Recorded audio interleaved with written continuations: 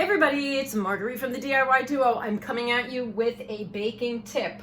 So what happens when you have sugar that has solidified in the bag and you end up with chunks like this? Don't panic. If you have a little chopper, or you have a big chopper, or you have a blender, put those chunks in the blender and hit it.